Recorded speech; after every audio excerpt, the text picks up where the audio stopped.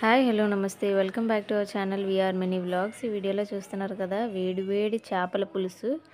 చల్లని క్లైమేట్తో వేడి వేడి చేపల పులుసు తింటే ఉంటుందండి. ఒక్కసారి ట్రై చేసి చూడండి, ఎంత బాగుంటుందో మీరే చెప్తారు కమెంట్ సెక్షన్లో. సో దానికోసం మనం మసాలా సామాన్లు అన్నీ తీసుకోవాలండి. లవంగాలు, చెక్క, మిరియాలు, యాలకులు, ఎండుమిరపకాయలు, ధనియాలు అన్నీ వేసేసి నీట్గా ఫ్రై చేసుకోవాలి. కొంచెం ఫ్రై చేసుకొని వాటిని మిక్సీ కూడా పట్టేసుకోవాలి, బాగా ఫైన్ పౌడర్ చేసుకోవాలి. అండ్ అలాగే ఉల్లిపాయలు, టమాటీలు, పచ్చిమిరపకాయలు, అల్లం వెల్లుల్లిపాయ అన్నీ మిక్సీ చేసుకోండి. చూసారా, ఉల్లిపాయలతో పాటు పచ్చిమిరపకాయ అండ్ అలాగే టమాటో పేస్ట్ అండ్ అలాగే అల్లం వెల్లుల్లిపాయ దంచి పెట్టుకుంటే చాలా టేస్ట్గా ఉంటుంది, అందుకనే దంచి పెట్టుకున్నాను. అండ్ అలాగే మన మసాలాలన్నీ పౌడర్ చేసాం కదా, ఈ విధంగా ఫైన్ పౌడర్ వచ్చినంత వరకు మిక్సీ పట్టుకోవాలి. సో సింపుల్గా ఈ ఐటమ్స్తో మనం చేపల పులుసు ఈజీగా చేసుకోవచ్చు, ఎక్కువ కష్టపడాల్సిన అవసరం ఉండదు. ఆయిల్ హీట్ ఎక్కి ఆనియన్, పచ్చిమిర్చి వేసేసి బాగా ఆయిల్ అంతా సెపరేట్ అయినంత వరకు ఫ్రై చేసుకోవాలి. ఎప్పుడైతే ఆయిల్ సెపరేట్ అవుతుందో మనకి ప్యాన్ నుంచి ఆనియన్ పేస్ట్ అంతా ప్యాన్ నుంచి సెపరేట్ అవుతూ ఉంటుంది. సో అలా బాగా కుక్ అయినంత వరకు అలా ఫ్రై చేసుకోవాలి.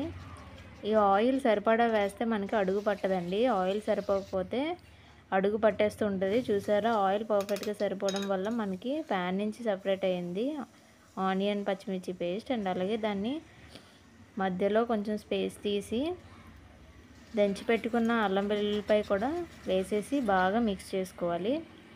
మిక్స్ చేసి అది పచ్చివాసన పోయిన తర్వాత మనం ఏదైతే పౌడర్ చేసుకున్నామో మసాలా సామాన్లు అన్నీనా, అది కొంచెం కొంచెం ప్రతి స్టెప్లోని కొంచెం కొంచెం వేస్తూ ఉంటాం అనమాట. అలాగే వేసాను అల్లం పేస్ట్ వేసిన తర్వాత.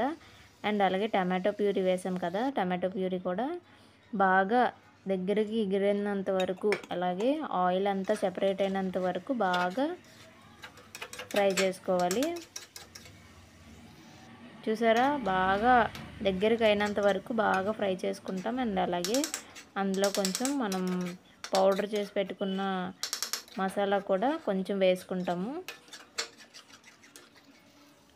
చూసారా, ఆ మసాలా కూడా 2 స్పూన్స్ వేసాను. అండ్ రిమైనింగ్ మనం తర్వాత యూస్ చేస్తాం, సో అందుకని కొంచెం కొంచెం యూస్ చేశాను. అలా యూస్ చేయడం వల్ల దాంట్లోని ప్రతి ఐటెంలోని, ఆనియన్లోని, టమాటోలోని మసాలా అనేది పర్ఫెక్ట్గా సరిపోతుంది, అందుకోసమని వేస్తాను. అండ్ అలాగే చింతపండు గుజ్జు, మనం ఒక పెద్ద నిమ్మకాయ సైజ్ అంత చింతపండుని తీసుకొని బాగా నానబెట్టుకోవాలి. బాగా నానబెట్టుకొని అది మనకి కావాల్సినంత పులుసు ఎంత కావాలో దాన్ని బట్టి మనం వేసేసుకోవాలి.